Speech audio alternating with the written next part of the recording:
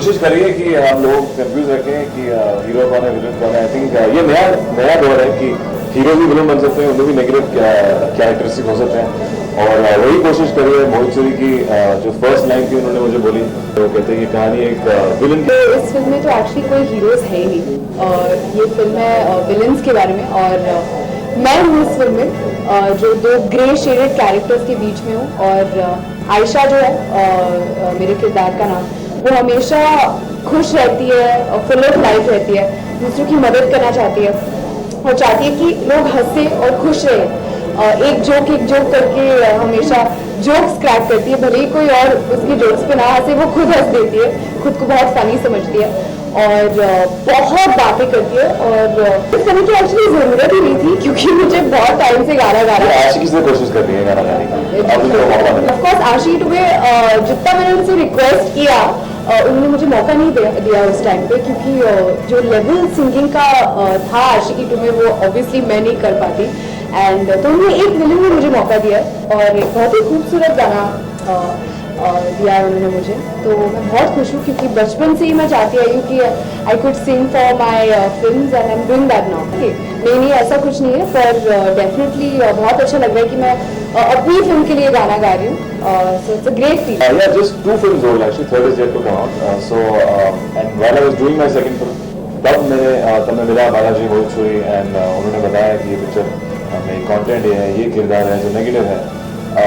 तो I think कोई time की पाबंदी नहीं है कि आज करें या कल करें, कोई गारंटी नहीं है कि अगर मैं और कोई पिक्चर करूँ या किसी और जॉनर की पिक्चर करूँ वो भी चलेगी। आई थिंक हर पिक्चर में एक रिस्क होता है। मुझे पहली एक तो कहानी पसंद आई, दूसरा आई थिंक जो मोहित सूरी डायरेक्टर थे उनके इस कहानी के, वो एकदम करेक्ट है ऐसे जॉनर के लिए। क्योंकि अगर कोई ये शायद नए डायरेक्टर के साथ आती है स्क्रिप्ट तो मैं शायद नहीं एक्सेप्ट करता है जाता इसके लिए इतना एक्साइटेड होता। तो I think Mohit was really correct for it and B it was so exciting कि इतना कुछ नया करने के लिए आई थिंक लोग एक्सपेक्ट नहीं करते हैं तब आप कुछ करें तो एक सरप्राइज फैक्टर, एक out of the box factor आता है और वही मुझे शायद पसंद है। अभी होपफुली 27 लोग पिक्चर देखेंगे तो सिमिलर रिएक्शन होगा जो ट्रेलर देखे हुआ। पूरी भड़ास निकाल दी इस रोल में और जो लाइफ की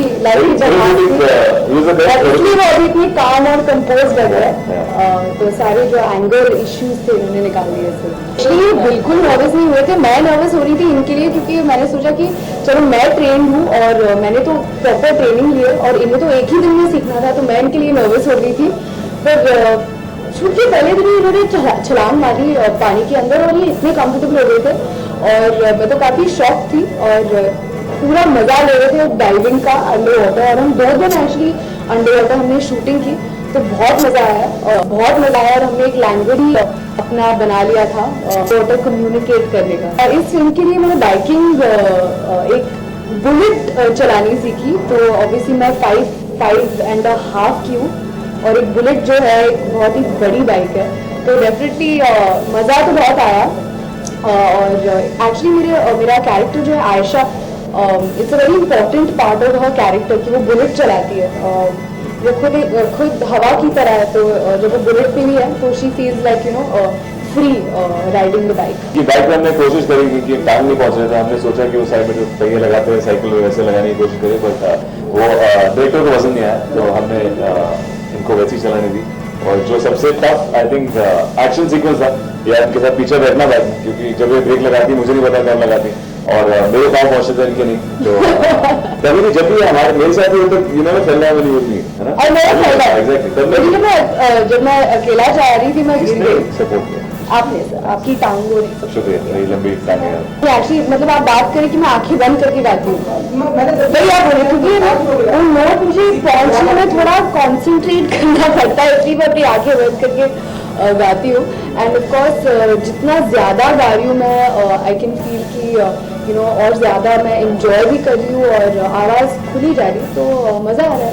दोनों के negative shades, well I think कि सब में नेगेटिव शेड्स होते हैं और सब में एक विलेन होता है और वो हमारी कंट्रोल में रहता है कि हम उसको कितना बढ़ावा दें और कितना नहीं।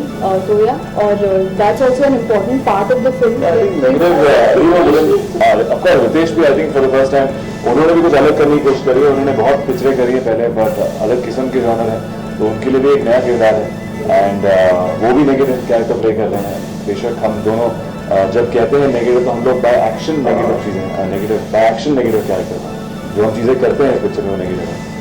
मे बी मैं ज़्यादा लाउड या अग्रेसिव या फिजिकल हूँ, वो स्लाइटली मोर अनअज्यूमिंग या आपको शायद देखने से ना लगे, बट वही इंटरेस्टिंग है कि कैसे ये कहानी में मोहित सूरी ने दो नेगेटिव कैरेक्टर्स जो अलग अलग किस्म के हैं और कैसे उनकी कहानियाँ एक साथ आती हैं, वही है एक या आई थिंक मॉनसून में आप स्लाइटली मोर थोड़ा एक रोमांटिक सा मौसम लोग कहते हैं, बारिश होता है या जो क्लाउड होते हैं या कभी कभी हर चीज़ हरियाली बढ़ जाती है, लुक्स स्लाइटली मोर रोमांटिक। सो अभी तो हम लोग गलियाँ ही सुन रहे हैं, गलियाँ सुन रहे हैं और बंजारा भी उसमें एक्चुअली एक रेन का मोमेंट भी है, तो वो भी बहुत खूबसूरत रोमांटिक। इधर भी और सनी देओल का गाना था जो बारिश में उन्होंने गाया था, चार गाँव में क्या गाना है, ना जाने कहाँ से आई है ना जाने कहाँ हो जाएगी। आई थिंक वो गाना बहुत ही फन है, उसमें जो आई थिंक उसमें बारिश का एलिमेंट भी है and that film is very interesting. मुझे वो बॉलीवुड में बहुत सारे हैं, आई थिंक हमारे कितने आइकॉनिक विलन कैरेक्टर्स हैं, चाहे वो मोगैम्बो हो या गब्बर हो या शाहकार हो। आई थिंक मेरे लिए जो मेरे को इंटरेस्टिंग लगे जो सारे हीरोज ने प्ले करे हैं, जो शाहरुख खान इन डर या बाजीगर और संजय दत्त इन खलनायक और इवन रिसेंटली अग्निपथ।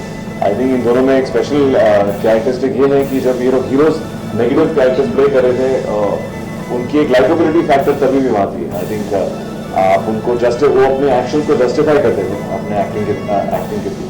तो आई थिंक वो बहुत ही इंटरेस्टिंग और यूनिक क्वालिटी है इन दोनों।